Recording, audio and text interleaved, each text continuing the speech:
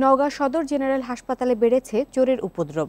প্রায়ই mobile phone, money bag সহ বিভিন্ন মালামাল চুরির অভিযোগ উঠছে। চিকিৎসা নিতে এসে বিপদে পড়ছেন অনেকেই। নিরাপত্তা সমস্যার কথা স্বীকার করছে হাসপাতাল কর্তৃপক্ষ। মেডিকেল কলেজের কাজ শুরুর পর আগের চেয়ে রোগী বেশি আসছে নওগাঁ সদর জেনারেল হাসপাতালে। পাল্লা দিয়ে ভিড় বেড়েছে সব বিভাগেই। লোক সমাগমের সঙ্গে হাসপাতালের নিরাপত্তা নিয়েও বাড়ছে অভিযোগ।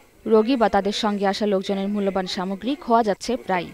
একটু অসতর্ক হলেই উধাও হচ্ছে mobile phone, money bag, vanity bag. তালিকায় আছে হাসপাতাল চত্বরে রাখা মোটরসাইকেল পর্যন্ত।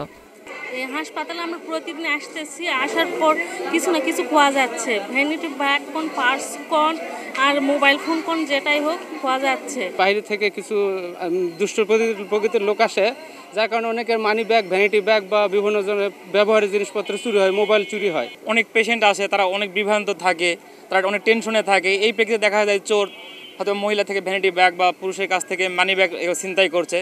নিরাপত্তাহীনতার বিষয়টি স্বীকার করেছে হাসপাতাল কর্তৃপক্ষ। সিসিটিভি ক্যামেরা লাগানোর পাশাপাশি নজরদারি বাড়ানোর উদ্যোগের কথা জানিয়েছেন জেলা প্রশাসক।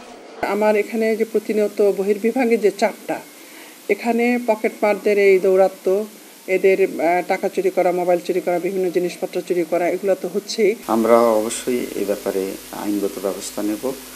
সাথে সাথে এই নওগাঁ হাসপাতালের নিরাপত্তা নিশ্চিতকরণের জন্য হাসপাতাল ব্যবস্থাপনা কমিটির সবাই সিদ্ধান্ত নিয়ে আমরা ইনশাল্লাহ এখানে শীঘ্রই একটা সিসিটিভি প্যানেল স্থাপন করতে পারবো বলে বিশ্বাস করি। হাসপাতালে আসা লোকজনকে অপরিচিতদের ব্যাপারে বাড়তি সতর্কতার পরামর্শ কর্তৃপক্ষের। Independent news desk.